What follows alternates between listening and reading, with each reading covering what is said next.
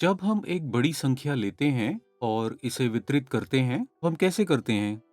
अगर हम एक अंकीय और दो अंकीय संख्याओं से तीन अंकीयों संख्याओं की ओर बढ़ते हैं, तो हम इसे कैसे वितरित करते हैं?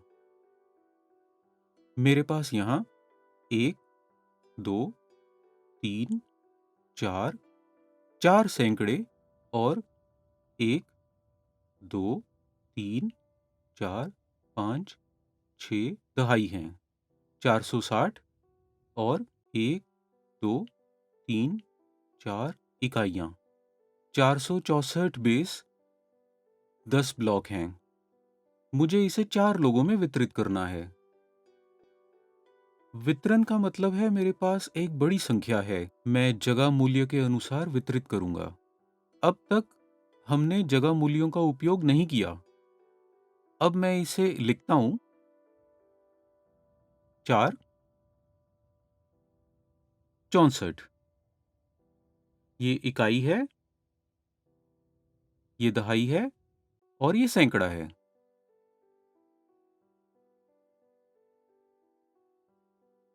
मुझे कहाँ से शुरू करना चाहिए?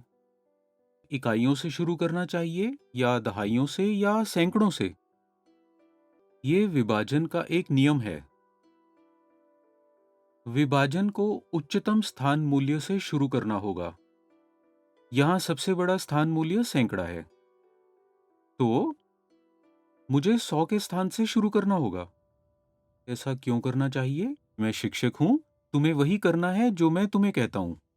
लेकिन जोड़, घटाव और गुणा आपने इकाई स्थान से शुरू किया था। न्यूनतम स्थान मान से प्रारंभ करें, यही हमने सीखा है। लेकिन अब हमने विभाजन के लिए सबसे बड़ी जगह से शुरुआत की है। हमें ऐसा क्यों करना चाहिए? आइए हम एक कहानी सुनते हैं। अब ये अब ये मेरे सिर पर एक टोकरी है। इसमें ये है, इसमें एक कटहल है, आम है और नींबू है। ये सब अर्थात 4 कटहल, 6 आम और 4 नींबू। मैं इन्हें अपने सिर पर एक टोकरी में ले जा रहा हूँ। मुझे अपने सिर पर वजन कम करना है। मुझे वजन कम करने के लिए सबसे पहले कौन सी वस्तु निकालनी चाहिए? अगर मैं नींबू निकालूंगा तो क्या वजन कम होगा? अगर मैं आम निकालूंगा तो वजन कम होगा क्या? या अगर मैं कटहल निकालूंगा तो ये कम हो जाएगा? जब आप ये सवाल पूछेंगे तो बच्चे क्या कहेंगे? कटहल, क्योंकि यहाँ के फलों में सबसे भारी कटहल है। इसीलिए यदि मैं सबसे पहले कटहल निकालूंगा, तब मेरे सिर पर भार कम हो जाएगा। तो मैं अगर पहले 4 कटहल वितरित करता हूँ, तो मेरे पास 6 आम और 4 नींबू बचेंगे। तब मेरे सिर पर भार कम हो जाएगा और वो हल्का हो जाएगा। इस कहानी से हम समझ सकते हैं कि हमें उच्चतम स्थान मूल्य से क्यों शुरू करना चाहिए। इस तरह से हम बच्चों के बीच भ्रम या प्रश्न को संबोधित कर सकते हैं। ये कहानी है। फिर यदि हम इसे समझते हैं, तो हमें अगली प्रक्रिया देखनी चाहिए। अब मैं 464 बेस 10 ब्लॉक्स बांटने जा रहा हूं 4 लोगों में। मैं एक अमूर्त संकल्पना के रूप में बोर्ड पर यह बात लिखूंगा। मतलब, मैं वास्तविकता में जो भी काम करता हूँ, वास्तविकता में जो बातचीत करता हूँ, वो सब कुछ मैं इस बोर्ड पर लिखूंगा। यदि वार्तालाप में कोई गलती है, तो वो बोर्ड पर प्रतिबिंबित होगी। जो भी सही होगा, वह भी बोर्ड पर आएगा। इसीलिए हमें बात करते समय सावधानी बरतनी होगी। देखते हैं कैसे करना है। हम जानते हैं 464 में हरे रंग की प्लेट, यानी सैकड़े की हरी प्लेट को पहले दिया जाना चाहिए, क्योंकि इसका स्थान मूल्य उच्चतम है। यदि हम इन्हें वितरित करते हैं, तो प्रत्येक व्यक्ति को कितने मिलेंगे? तो पहले मैंने सैकड़े की हरी प्लेट बाँटी। प्रत्येक व्यक्ति को कितना मिला? 1, 1, 1, 1। तो सभी को 1-1 मिला। अब इसे यहाँ देखें, मैंने सैकड़े को वितरित किया। कितने लोगों को? 4। जब मैंने ऐसा किया तो प्रत्येक को कितने मिले? 1। हमारे पास यहाँ क्या है? मेरे पास कितने 100 थे? मेरे पास 4 थे। जब मैंने उन्हें वितरित किया तो कितने सैकड़े दिए गए? इतने दिए गए। इतने मेरे पास थे, इतने, और हर एक को ये मिला। ये वही है जो दिए गए। दिए गए का अर्थ क्या है? मेरे पास कुछ थे, मैंने उन्हें दे दिया। हमने घटाव में देखा है, मेरे पास जो है वो देने से क्या होता है? हम घटाते हैं। मेरे पास 4 सैकड़े थे और मैंने 4 सैकड़े दिए, तो मेरे पास कितने सैकड़े बचे? एक भी नहीं। क्या हमारे पास अभी भी देने के लिए कोई सैकड़ा है? नहीं। लेकिन मेरे पास क्या है? मेरे पास 6 दहाई है। क्या ये सही है? क्या हम देखें? मेरे पास 6 दहाई हैं। ये 10 का स्थान है। मेरे पास 6 हैं। अब मुझे ये बाँटना है।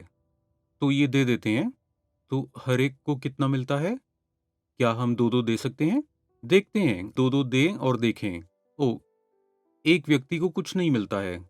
इसीलिए हम प्रत्येक को 2 नहीं दे सकते हैं। ये बच्चों को समझना चाहिए। आइए हम एक-एक दें और देखें। 1 और 1। तो पूरी तरह से 4 दहाई दिए गए हैं। मेरे पास 2 दहाई बचे हैं। इसीलिए मेरे पास कितने दहाई थे? 6 दहाई। मैंने कितने दहाई दिए? मैंने 4 दिए। प्रत्येक को कितने दहाई मिले? प्रत्येक को 1 दहाई मिला। क्या ये सही है? प्रत्येक को 1 दहाई मिला है। मेरे पास जो 6 दहाई थे, उनमें से 4 दहाई दे दिए गए हैं। इसीलिए मुझे घटाना है। जब मैं घटाता हूं, तो कितने दहाई बचे हैं? 1, 2। तो मेरे पास 2 दहाई बचे हैं। मैं इन दहाइयों को देने में असमर्थ हूं, लेकिन इस अभ्यास या गतिविधि का उद्देश्य मेरे पास मौजूद हर चीज को खाली करना है। मेरे पास 2 दहाई हैं और ये दिए नहीं जा सकते, अभी भी हैं। मेरे पास 4 और इकाई हैं। मैं इन 2 दहाई को देने में असमर्थ हूं, लेकिन मुझे उन्हें देना होगा ताकि मेरे पास कुछ ना बचे। मुझे क्या करना चाहिए? ठीक है, अगर मैं इन दहाइयों को बैंक में ले जाऊं, तो बैंक मुझे देगी रेज़गारी। मैं बैंक जाऊंगा। यदि मैं बैंक को 2 दहाइयाँ देता हूँ, तो वो मुझे क्या देंगे? वो मुझे देंगे इकाइयों में रेज़गारी। वे मुझे कितनी इकाइयाँ देंगे? 1 दहाई के लिए कितनी इकाइयाँ? 1, 2, 3, 4, 5, 6, 7, 8, 9, 10। मैंने कितना दिया? 2 दहाई। इसीलिए मुझे 10 और मिलना चाहिए। 1, 2, 3, 4, 5, 6, 7, 8, 9, 10। तो अब मेरे पास 20 इकाइयाँ हैं। 20 इकाइयाँ। ये मुझे वापस मिला जब मैंने उन्हें 2 दहाइयाँ दी। लेकिन मेरे पास पहले से ही 4 इकाइयाँ हैं। तो पूरी तरह से मेरे पास कितनी इकाइयाँ हैं? मेरे पास 24 इकाइयाँ हैं। आइए देखते हैं कैसे। मेरे पास 2 दहाइयाँ थी। मैंने इन्हें बैंक को दे दिया। बैंक ने मुझे 20 इकाइयाँ दी। उन 20 इकाइयों के साथ मेरे पास 4 इकाइयाँ हैं। इसीलिए मेरे पास 24 इकाइयाँ हैं। तो क्या मैं इन 24 इकाइयों को वितरित कर सकता हूँ? हाँ, मैं कर सकता हूँ। पर कैसे? 2-2 देकर शुरू करते हैं। कई बचे हैं। मैं हर एक को 2-2 और दूंगा। मेरे पास कुछ और भी बचे हैं। मैं अभी एक-एक और दूंगा। कुछ और बचे हैं। अब सभी वितरित कर दिए गए हैं। इस स्थिति में बच्चे एक-एक, दो-दो या तीन-तीन वितरित कर सकते हैं। ये उनकी सोचने की क्षमता पर निर्भर करता है। वे जानते हैं कि यदि वे 3 देते हैं, तो भी कुछ बचा रहेगा। इसलिए वे इसे किसी भी तरह से वितरित कर सकते हैं, जैसे भी वो चाहते हैं। हमें एक परिस्थिति नहीं रखनी चाहिए कि वे एक बार में एक ही दे सकते हैं। अब सब कुछ वितरित है। 24 इकाइयाँ दी गई हैं। सबको कितने मिले हैं? 1, 2, 3, 4, 5, 6। पहले सदस्य को 6 मिले, दूसरे को 1, 2, 3, 4, 5, 6। हमें बस ये देखना होगा कि क्या सभी को बराबर मिले। 1, 2, 3, 4, 5, 6। 1, 2, 3, 4, 5, 6 सबको समान मिले। तो हमने ठोस चरण में क्या किया? यहाँ लिखते हैं। प्रत्येक को कितने मिले? उन्हें 6 मिले। मेरे पास कितने थे? 24। क्या मैंने सभी 24 दे दिए? हाँ। मेरे पास कितने बचे हैं? एक भी नहीं। जब मैंने सभी 24 को वितरित किया, सभी को 6-6 मिले। मेरे पास शुरू करने के लिए 464 थे, लेकिन अब मेरे पास कुछ भी नहीं बचा। सबको कितना मिला? 116। अमूर्त चरण में अब देखते हैं कि हमें ठोस चरण में क्या मिला है। 100, 10 और 6, 116। 100, 10, 6। तो सभी को 116 मिले। तो हमने इसे वास्तविक रूप में देखा और अमूर्त रूप में भी देखा। विभाजन में हमने बताया कि निरूपणात्मक चरण, लेकिन आमतौर पर निरूपण रूप का उपयोग नहीं किया जाता। ऐसा इसीलिए क्योंकि जब विभाजक बड़ा हो जाता है, तो जगह की कमी की वजह से निरूपण रूप को हमारी अभ्यास पुस्तक में लिखना मुश्किल हो जाता है। यही कारण है कि हम इस बातचीत के माध्यम से वास्तविक से वैचारिक स्तर तक जाते हैं। तो हमने ये गतिविधि पूर्ण की। अब नकली पैसों के साथ विभाजन समस्या करते हैं। ये 4 अंकों की संख्या है। ये गतिविधि किस बारे में है? मेरे पास 1000, 1020 और 1, 2, 3, 4, 5 यानी 1025 हैं। मेरे पास ये राशि है। मुझे इसे 5 लोगों में वितरित करना है। 1, 2, 3, 4, 5। मुझे इसे 5 लोगों को देना है। कक्षा में हम इसे 5 बच्चों को दे सकते हैं। हम इसे कैसे दे सकते हैं? आइए हम यहाँ पैसा डालें। 1025। यहाँ हमारे पास कोई सैकड़ा नहीं है। हमारे पास 100 रुपए का नोट नहीं है। हम स्थान मान लिखते हैं। इकाई, दहाई, सैकड़ा, हजार। जब हमने विभाजन की प्रक्रिया को देखा, तो हमने एक महत्वपूर्ण नियम या एक रूपरेखा को समझा। स्थान मान के अनुसार विभाजन करना होता है। यही कारण है कि हम हर बार विभाजन करते समय स्थान का मूल्य लिखते हैं। हमारे पास 1025 है। कितने लोगों के बीच हमें इसे साझा करना है? हमें इसे 5 लोगों के साथ साझा करना है। ये लोगों की संख्या है और ये राशि मेरे पास है। तो जब हमने वितरण शुरू किया था, हमारे पास कटल की कहानी है, सबको पता है। सबसे पहले हमें सबसे भारी वस्तु को नीचे रखा, अर्थात हमें सबसे बड़ी जगह से विभाजित करना शुरू करना होगा। चलिए शुरू करते हैं। 5 लोगों के साथ साझा करने के लिए हमारे पास कितने 1000 रुपए के नोट हैं? बस एक। आप 5 लोगों को एक नोट कैसे देंगे? मैं एक व्यक्ति को केवल एक ही नोट दे सकता हूँ। इसलिए इसे साझा नहीं किया जा सकता। लेकिन मुझे इसे साझा करना चाहिए। तो हम क्या करें? आइए हम लिखें कि प्रत्येक व्यक्ति को कितना मिलेगा, क्योंकि हम 1000 स्थान साझा कर रहे हैं। यदि आप 5 लोगों के बीच 1000 साझा करते हैं, तो प्रत्येक को कितना मिलेगा? आइए हम उनसे पूछें। आपको कितने 1000 के नोट मिले? उत्तर क्या है? कुछ भी नहीं। शून्य। शून्य। किसी को कुछ नहीं मिला। लेकिन मुझे 1000 देना होगा, तो मुझे क्या करना चाहिए? हमें बैंक जाना चाहिए। जब मैं बैंक जाता हूँ, तो मुझे कितने के नोट मिले? देखते हैं। 1, 2, 3, 4, 5, 6, 7, 8, 9, 10। मुझे 100 के 10 नोट मिले और बैंक जो भी नोट रेज़गी के लिए बैंक जाता है, उसे बैंक से मिले नोटों की गणना करनी चाहिए। हो सकता है कि बैंक ने इसे गिने हों, लेकिन जब हम पैसे निकालने या रेज़गी के लिए जाते हैं, तो हम हमेशा पैसा गिनते हैं। विश्वास करें, लेकिन सत्यापित भी करें।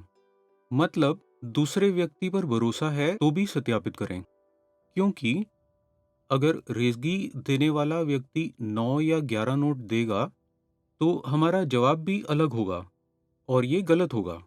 ये एक गलत जवाब होगा। हालांकि बैंक इसे गिनता है, लेकिन पैसे पाने वाले को इसे फिर से गिनना चाहिए। हमने इसे गिना है, किसी को 1000 रुपये से कुछ नहीं मिला, लेकिन हमने 1000 रुपये खर्च भी नहीं किए हैं। क्या हमने खर्च किया?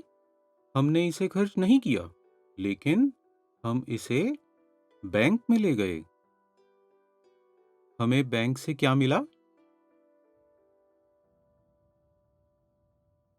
100 के 10 नोट। सही है? ये हम यहाँ लिख रहे हैं। हमने साझा करके 1000 खर्च नहीं किया। ये कहीं गायब नहीं हुआ क्योंकि इसका वितरण किया। लेकिन हम बैंक गए और 100 के 10 नोट लिए। अब क्या हम 100 के सभी 10 नोट दे सकते हैं? देखते हैं। एक-एक सबको एक-एक मिलेगा? हाँ, हम एक-एक और देने की कोशिश करते हैं। यदि हम एक-एक और देते हैं, तो हाँ, सभी 100 के नोट दे दिए जाते हैं। मेरे पास 100 रुपए के नोट नहीं बचे हैं। सभी 100 रुपए के नोट दिए जा चुके हैं। कुछ नहीं बचा। सभी को कितने सैकड़े मिले? पूछते हैं। कितने मिले? 1, 2। क्या सभी को 2-2 मिले या किसी को ज़्यादा मिले? सबको 2 ही मिले। आइए हम इसे यहाँ लिखते हैं। प्रत्येक को कितने मिले? 2। क्या मैंने सभी 100 रुपए के नोटों को दे दिया? जी हाँ। अगर मैं घटाता हूँ तो मेरे पास कोई 100 का नोट नहीं है।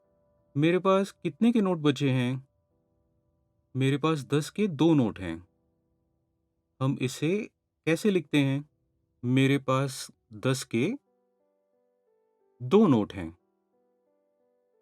हमें इन 2 नोटों को साझा करना होगा। 2 नोट हैं और 5 लोग हैं। वो कैसे संभव है? हम 5 लोगों को 10 रुपए के 2 नोट नहीं दे सकते। यदि आप प्रत्येक को 1 देते हैं तो उनमें से केवल 2 को मिलेंगे। सभी को कितने 10 मिले? किसी को मिला क्या? नहीं, हम नहीं दे सकते। मुझे क्या करना चाहिए? फिर से बैंक जाना चाहिए। अगर मैं 10 रुपए के लिए बैंक में जाता हूँ, तो मुझे कितनी रेज़गी मिलेगी? क्या मुझे 100 या 1000 या 1 रुपया मिलेगा? बच्चों को ये पता होगा। यदि मैं 10 रुपए के 2 नोट देता हूँ, तो मुझे 1 रुपए के 20 नोट मिलते हैं। 20 नोट। गिनते हैं। 1, 2, 3, 4, 5, 6, 7, 8, 9, 10, 11, 12, 13, 14, 15, 16, 17, 18, 19, 20। मुझे 20 नोट मिले। लेकिन 10 रुपए के नोट को क्या हुआ? क्या किसी को उसमें से कुछ मिला? हम पूछते हैं, आपको कितने मिले? कुछ भी नहीं, कुछ नहीं मिला। क्या मैंने उन्हें साझा किया था या खर्च किया? नहीं। तो मैंने क्या किया? मैं बैंक गया और 1 रुपए के 20 नोट ले आया। इसके अलावा मेरे पास पहले से 1 रुपए के कितने नोट थे? 1, 2, 3, 4, 5। मेरे पास 5 1 रुपए के नोट थे। तो अब मेरे पास 25 रुपए हैं। क्या हम इन 25 रुपयों को वितरित कर सकते हैं? मेरे पास 5 लोग हैं। 25 रुपए का मतलब होगा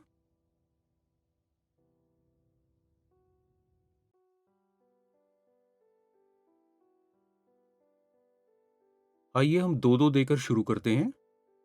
हर एक को 2 मिलते हैं। तो फिर 2 और देते हैं। हर एक के पास 4-4 रुपए हैं। एक-एक और देकर देखते हैं। और अब सारे 1 रुपए के नोट चले गए हैं। तो इस तरह हर एक को कितना मिला? 1, 2, 3, 4, 5। 1, 2, 3, 4, 5। 1, 2, 3, 4, 5। तो सबको 1 रुपए के 5 नोट मिले? हाँ, सबको 5 मिले। तो इस तरह सबको बराबर का हिस्सा मिला। और यहाँ हम 5 लिख सकते हैं। मेरे पास जितने भी रुपए थे, वे सब मैंने दे दिए हैं। क्या मेरे पास कुछ बचा है? नहीं। मेरे पास शून्य के सिवा कुछ नहीं। अब हमने 1025 रुपए 5 लोगों में विभाजित कर दिए हैं, समान रूप में। विभाजन की समस्या, ये प्रक्रिया हमने खेल के साथ सीखी और हमने इसे अमूर्त रूप में लिखा और वैचारिक रूप से इसे बोर्ड पर रखा। जब हम एक वर्ग पंक्तिबद्ध नोटबुक पर इसका अभ्यास करते हैं, तो हम जानेंगे कि स्थान-मान के अनुसार कैसे लिखना है। हम इसे नोटबुक में इस तरह से कर सकते हैं।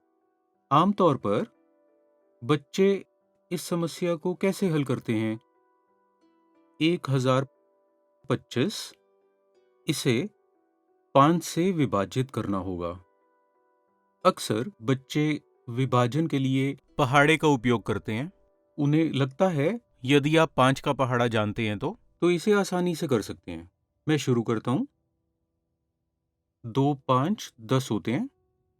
0, 5, 5, 25 घटाया तो 0। ज्यादातर बच्चे अक्सर ये जवाब देते हैं क्योंकि उन्होंने जगह मूल्य के अनुसार विभाजन नहीं किया है। हमें यहाँ 205 मिले, लेकिन हमें यहाँ 25 मिले। क्यों? बच्चे रटे हुए पहाड़ों पर ध्यान केंद्रित करते हैं और संकल्पना को जानने के बिना अगर वे इस आधार पर विभाजन करते हैं, तो उन्हें गलत संकल्पना के परिणाम स्वरूप गलत उत्तर मिलता है।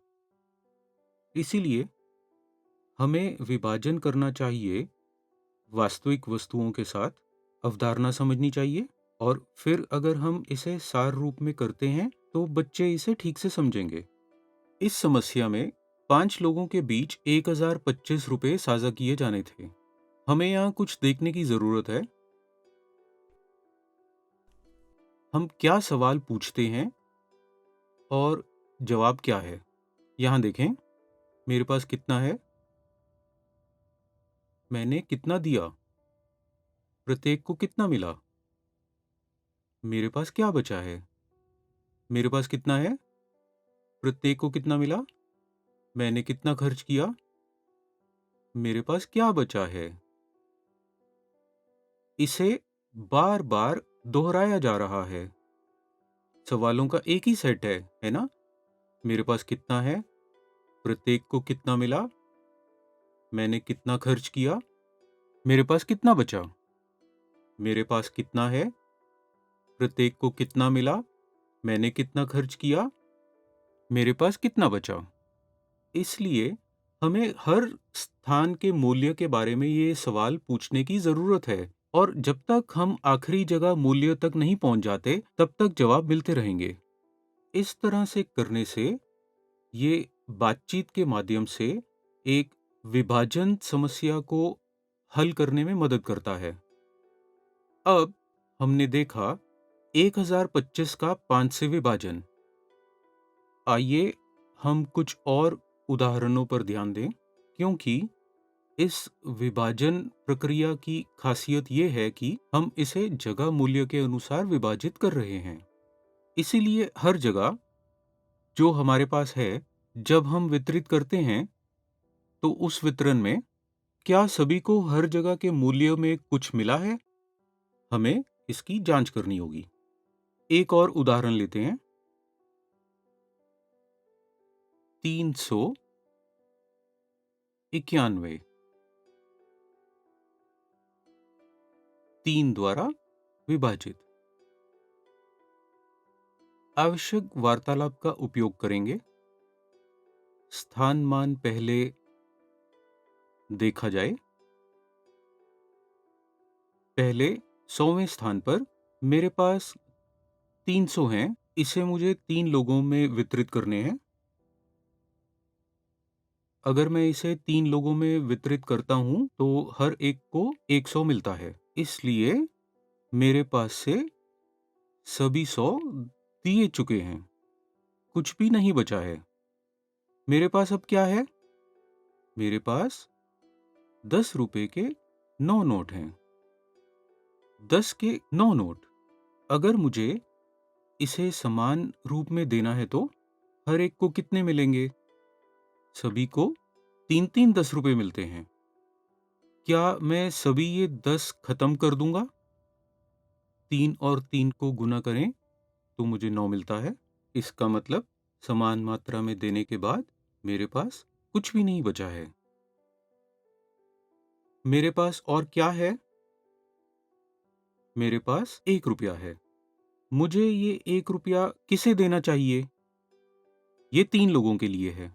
जब मैं 3 लोगों को 1 रुपया देता हूँ, तो हर एक को कितने 1 रुपए के नोट मिलते हैं?